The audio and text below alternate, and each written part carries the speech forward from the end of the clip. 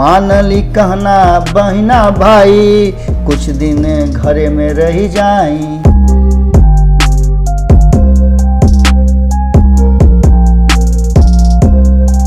बोला तो नहीं हेरा से अभिनंदन बार बोलो कि अपना कार्यक्रम चुना का नाम है खूटा ठोक के।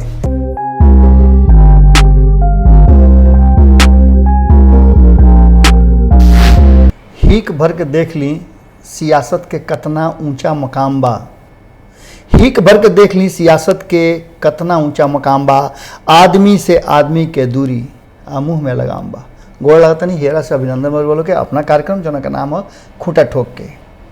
आज खूंटा नीतीश कुमार और लालू प्रसाद के बीच में एक आदमी खूंटा पकड़ले पड़ा, दूसरा आदमी ऊपर से ठोकत रहे, मजबूत खूंटा गाड़े खाती। बिहार के राजनीति में दू गो नाम अलग ना कर सकीले, सत्ता में होके चाहे विपक्ष में, चर्चा ये दोनों के जरूर हुई। और ये चर्चा आज से कोनो नहीं है, 1990 के दशक से रुआ उठा के देखब ना तो रुआ पता चल जाई कि बिहार कौना तरीका के राजनीति पर पूरा कुंडली मार के बैठल बा। और एकर कारण सीधे बा कि ये दोनों रुआ जैसे गोतिया पट्टार के झगड़ा लड़ाई देख लो खबनू, वो तरीका से बिहार के राजनीति ध्रुवीकरण के तरफ जा रहा बा। दू गो ध्रुव हो गई बड़े, दू एक्सिस बड़े, और दोनों एक्सिस पर कभी एने या कभी एने तराजू के दू गो जिसे पलड़ा होला, दोनों ना रही तो रुआ कोनो चीज के वजन ना कर सकले। वैसे ही बिहार के राजनीति के ये लोग दोनों तराजू के दूगो पलड़ा बा। और आम जनता वो जो डंडी होला न तराजू के वो हो गई बड़ी, लगातार इन्हें और उन्हें झुकता। अब लालू प्रसाद ए बीच में ऐसा बाउंसर मार रहा बड़े जना से चारों खाने चित होकर के गेम से आउट होकर की स्थिति में नीतीश कुमार आ गए बड़े। हालांकि उनका बाउंसर से उनका टीम के और भी सदस्य जो बाड़े वो घबराइल जरूर बाड़े, क्रीज पर उतरे खातिर कोई तैयार नहीं होते। नीतीश कुमार खुद डेगा पाही डाल रहा बा। उनका यह बात के एहसास हो रहा बा कि जो वर्तमान परिस्थिति बा, जौन तरीका के प्रैक्टिस टीम लालू कर ले बा, ओकरा में कहीं ना कहीं उनका स्थिति थोड़ा सा अभी कमजोर नजर आ रहा बा।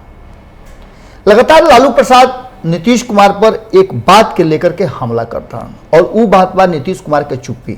लोगों को याद हुई कि लगातार यह बात के चर्चा भारत लाइव पर हम करे के दौरान अलग अलग एपिसोड में भी, चाहे उरुआ नमन जी के संपादक महोदय के साथे पंचनामा देख ले होखब, ओकरा में भी चर्चा में आयल हुई, रातों रात में भी चर्चा में आयल हुई, भोरे भोर में भी चर्चा में आयल हुई। रुआ जब बोल पटना बोल और बोल बिहार बोल देख लो ओकरों में चर्चा में आई हुई। कारण कि बिहार के राजनीति में लालू और नीतीश ये दो गो फैक्टर पिछला 3 दशक से लगातार पूरी तरह से ट्रेंड करते रहे, कभी एने और कभी ओने। तराजू के जिससे पलड़ा वजन पड़ला के बाद ऊपर नीचे होला, वैसे ही हो रहा बा। अभी वर्तमान स्थिति में कोरोना संकट के दौरान जौना तरीका से भारतीय जनता पार्टी छू बोल दिले बा चुनाव खातिर, ऐसे सीधे नजर आता कि बिहार के लोग से, बिहार के लोग के संक्रमण से, बिहार के लोग के बीमारी से और बिहार के लोग के भूखे मुआला से, छिछियला से, बेकाम के भैला से, रोजगार हाथ से गईला से भारतीय जनता पार्टी के कोनो असर नहीं के पड़ल। और भारतीय जनता पार्टी पूरी तरह से इस सब बात के छोड़ के एकदम एकोरा करके चुनाव के तैयारी कर रहा बा। जिस लोग खबर में भी भारत लाइव में देख लो और भी माध्यम पर वो लोग की नजर आई गई हुई।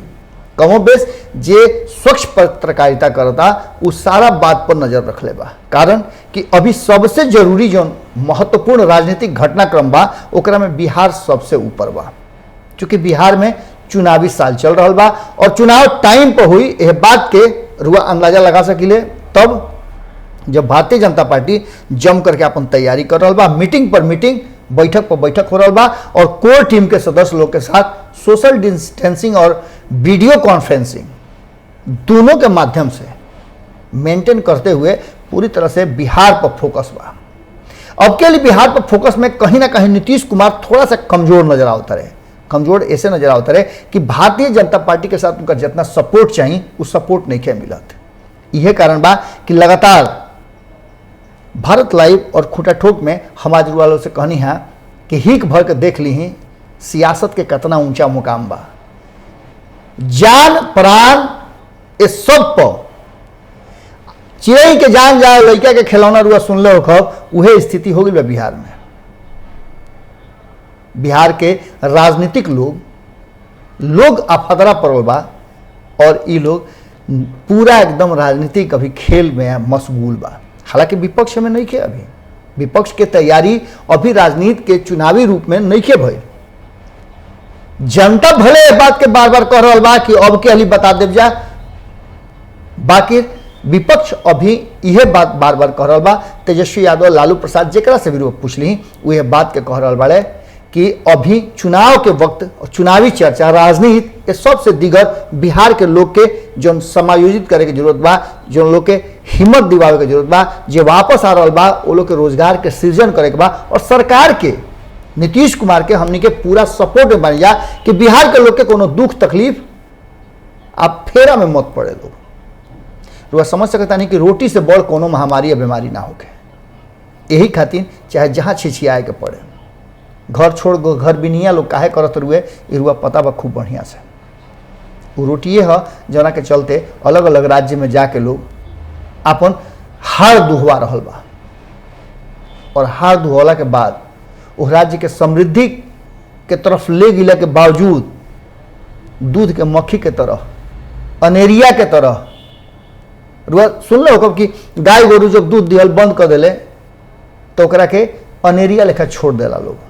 वही तरीका से जब श्रम के दुहाई बंद हो गई तो वो लोग के असही एक ओरा छोड़ दिहल गई, ना खाना, ना दाना, ना पानी। धीरे धीरे वापस आ रहा वाला लोग और वापस आवे वाला लोग के रोजगार के बहुत ज़्यादा अवसर देवे के जरूरत बा।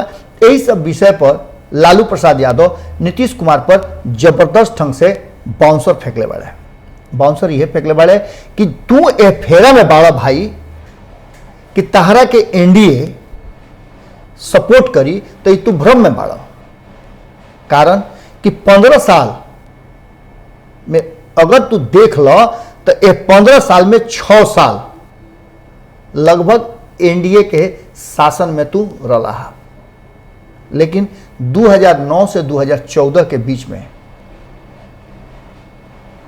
या ओकरा पहले भी रुआ देख ली, लगातार 2004 से 2009, 2009 से 2014 के बीच में यूपीए के सरकार रहे और ये बीच में नीतीश कुमार बिहार के मुख्यमंत्री रहन और एनडीए के सरकार बिहार में चलत रहे। लालू प्रसाद के कहना बा कि वो यह बीच में केंद्र में रहन और केंद्र में उनका मंत्री काल में रहे के अवसर मिलल। रेल मंत्री के रूप में 5 साल वो लगातार काम कैले बड़े और इस सब के बीच में कहीं ना कहीं बिहार के जो जरूरत महसूस हुई बा ओकरा के पूरा करवाले बड़े। लालू प्रसाद एगो ट्वीट के माध्यम से नीतीश कुमार के यह बात के बतौले हा कि वो 2004 से लेकर के 2009 और 2009 से लेकर 2014 के बीच में लगातार जे भी नीतीश कुमार के जरूरत भइल बिहार के परिप्रेक्ष्य में ओकरा के पूरा करे में यूपीए सरकार पर दबाव भी बनौले और अपना हिसाब से देले भी।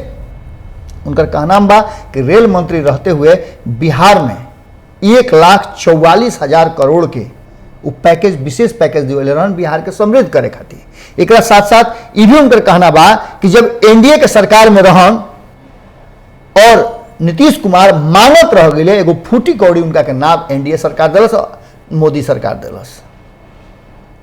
एक साथ साथ लालू प्रसाद के सीधे तौर पे कहना बा कि रेल कारखाना खातिर 60,000 के खुद 60,000 करोड़ के पैकेज दिल रहन जना से रेलवे कारखाना खुला रहे और एह कारखाना से बिहार के लोग के रोजगार के सृजन भई रहे। आज भी वो रेल कारखाना के बड़ाई केंद्र के एनडीए सरकार कर रहा बा।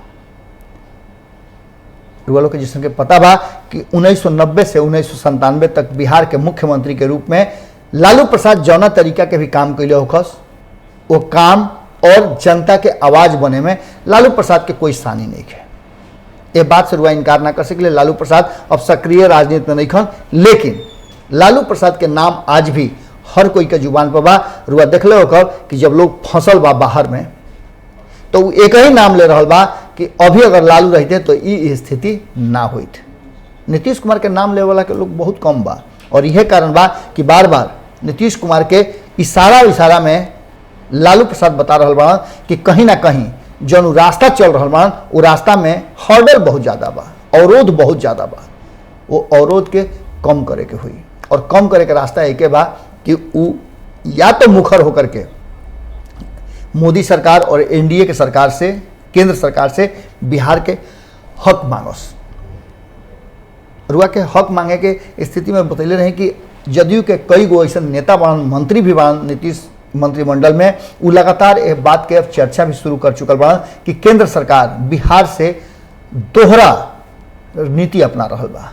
उद्योग मंत्री श्याम रजक भी ये बात के कहला कि 20,000 के पैकेज में इस साफ नहीं हो पाओ कि बिहार के हिस्सा में का मिलल, बिहार में कैसे रोजगार के सृजन हुई और बिहार में खुद अपना बदौलत जे कुछ भी नीतीश कुमार कर पाओ तारे वह चीज हो रहा बा।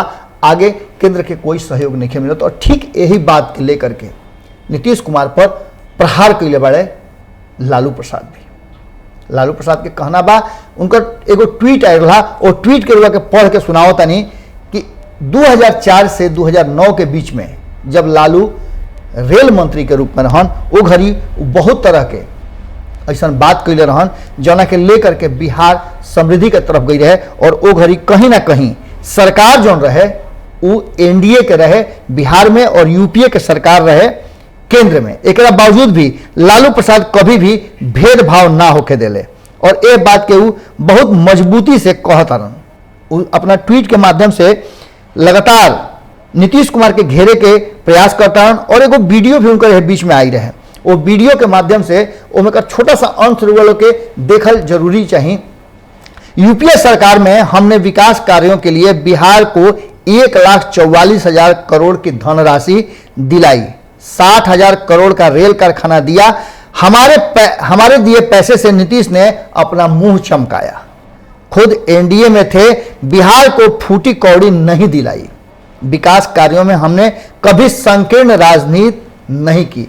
अब यह बात के लेकर के लालू प्रसाद नीतीश कुमार पर तंज कसत आ रहे कि मुख्यमंत्री रहते हुए तू भले एनडीए के सरकार से कुछ ना ले पौले होखा, केंद्र में मंत्री रहला के बावजूद एनडीए सरकार से बिहार के भले तू कुछ मत दिवैले होखा। रोलो के याद हुई कि उस समय रहे 1990 के दशक में जना घड़ी मुख्यमंत्री के रूप में लालू प्रसाद बिहार में रहन, और बीच में यूपीए के सरकार के पहले एनडीए के सरकार रहे और एनडीए के सरकार में भी जब लगातार लालू प्रसाद केंद्र से मांग करते हैं एनडीए सरकार से कि बिहार खातिर विशेष पैकेज दिया जाओ, विशेष राज्य के दर्जा दिया जाओ, तब से ही मांग अभी तक यथा स्थिति कायम बा और अब तो लगभग यह मांग पर पूरी तरह से विराम लग गई बा। हालांकि जब जब चुनाव आवेला तब तब जदयू के तरफ से और नीतीश कुमार के तरफ से विशेष राज्य के दर्जा के मांग होला। कोरोना संक्रमण के दौरान भी एक बार फिर से ही मांग उठ गई बा और जौना तरीका से नीतीश कुमार के बात के पिछुती कह के भारतीय जनता पार्टी अपना आइडियोलॉजी, अपना निर्णय और अपना योजना पर काम करता। नीतीश कुमार को में एक पैसा कहीं नहीं खे, कोई भी इनकर बात सुने खातिर केंद्र सरकार तैयार नहीं खे। ये बात अब सार्वजनिक हो चुकल बा। 2019 के चुनाव के बाद से जौना तरीका से इस सब कुछ हो रहा बा, वो तरीका से रुआ यह बात के अंदाजा लगा सकिले कि नीतीश कुमार कितना ज्यादा असहाय बा। नीतीश कुमार पहला ऐसा अवसर बा कि भारतीय जनता पार्टी के पीछे पीछे चले खातिर मजबूर बा और ये स्थिति 2017 के बाद से धीरे धीरे पैदा होते हुए 2019 में तो ये पूरी तरह से अब पब्लिक डोमेन में आ गई बा कि कहीं ना कहीं नीतीश कुमार 2013 के पहले रहन भारतीय जनता पार्टी खातिर, अब उ नहीं खन रह गई। खास करके मोदी और अमित शाह के रीजन में नीतीश कुमार के कद और पद बिल्कुल छोटा हो गई बा। भले अमित शाह अध्यक्ष छोड़ते छोड़ते ये कह के गए लोग कि नीतीश कुमार ही बिहार में हमने के मुखिया बान, अगहर बान, लेकिन वो कितना ज्यादा ऑथेंटिक बा, कितना प्रमाणिक बा, ये तो वक्त बताई जब चुनाव हुई। लेकिन नीतीश कुमार के लालू प्रसाद के बाउंसर के असर जरूर भइल बा और अगर नीतीश कुमार के नीति और रणनीति यही पर टिकल रहल, वो चुप्पी सधल ही रहे, तो कहीं ना कहीं दुतरफा वार से एक तरफ टीम में ही उनकर विरोध हो रहा बा या फिर कहल जाए कि असहयोग हो रहा बा। कैप्टन बना के भी अगर पूरा टीम रुआ साथ सहयोग ना करे, अपना अपना हिस्सा के काम ना करे तो ना रुआ बैटिंग कर सकिले ना फील्डिंग कर सकिले, अगला टीम बिना खेलले जीत जाई। और यह स्थिति बिहार में इशारा कर रहा बा लालू प्रसाद भी कि एक तरफ जहां बिहार पिछड़ रहा बा, बिहार के मजदूर जो वापस आके श्रमिक लोग अब बिहार में अपना रोजगार के तलाश करी हैं और वो जगह पर नीतीश कुमार के फुक्का हाथ में बा, वह स्थिति बिहार में आने वाला चुनाव में भी हुई कि कहीं ना कहीं नीतीश कुमार के चुप्पी से कहीं अगर सफल हो गई भारतीय जनता पार्टी और जना तरीका से चुनावी रणनीति बना रहा बा और चुनाव में घायल मेल के तैयारी चल रहा बा, ओकरे पर इशारा बा कहीं ना कहीं लालू प्रसाद के। और लालू प्रसाद यही चलते लगातार नीतीश कुमार के मुखर होकर के आपन बात रखे के और आपन जो 2013 से पहले वाला रुतबा रहे ओकरा के वापस ले आवे के बात कर रहा बा। बिहार बहुत जरूरी बा, बिहार के लोग खातिर जो वापस आ रहा बड़े इस देश खातिर और बिहार के श्रमिक खातिर जो श्रम अलग अलग करते हैं अब वापस बिहार की तरफ आगे बढ़े, एकरा खातिर अगर लालू प्रसाद मुखर होकर बोलता रहे और लोग लालू प्रसाद के खोजता तो में नीतीश कुमार खातिर बिहार के हित खातिर निश्चित रूप से कोई बड़ा और मजबूत कदम उठावे के चाहिए। नीतीश कुमार एक ऐसा नेता बड़े जिनका तरफ बिहार के लोग के नज़र हमेशा रहेला, ये नज़र के बनावे खातिर और नीतीश कुमार के लालू प्रसाद के जो बाउंसर बा वो बाउंसर से डक के या फिर ओकरा पर चौवा छक्का मारे खातिर तैयारी करे के चाहिए।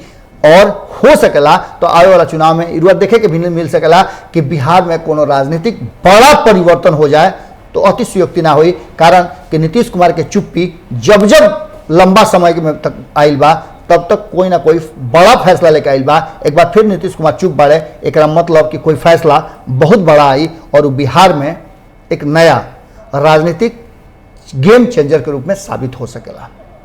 खूंटा ठोक में आज हम एजे विराम देता नहीं, काल फिर रुआ लोग से मुलाकात हुई, लेकिन एक बात रुआ से निहोरा जरूर करब। निहोरा ई बा कि रुआ लोग अपन विचार जरूर दी का रुआ समझता नहीं बिहार के राजनीति से, कोरोना से या और भी रुआ मन में जो विचार होके वो विचार जरूर लिखी सबे। रुआ विचार लिखब तो हमनी के पता चली कि रुआ लोग का सोचता नहीं, रुआ लोग आगे का देखल चाहता नहीं। अगर रुआ हित ना तक होती पट्टार में केहू सब्सक्राइब नहीं करे भारत लाइव के तो करवा ली है, ललका बटन दबवा ले जो सब्सक्राइब लिखल बा, बगल में घंटी आ जाई, घंटी दबावला के बाद ऑल दबाई तो मुफ्त में सेतिया में फ्री में बिना दाम ढेबुआ खर्चा कैले रुआ लोग के अपना जहां बानी ओजे खबर सब भेटात रही। फिर कल भेंट हुई यही ठेया पर जना का नाम है खूंटा ठोक के गोड़ लागत नहीं। बढ़ाएं अपना कदम सक्सेस की ओर शिखर करियर इंस्टीट्यूट के साथ। शिखर करियर इंस्टीट्यूट पूर्वी भारत में एकमात्र कोचिंग संस्थान जो एक्सक्लूसिवली है मेडिकल एंट्रेंस एग्जाम के लिए।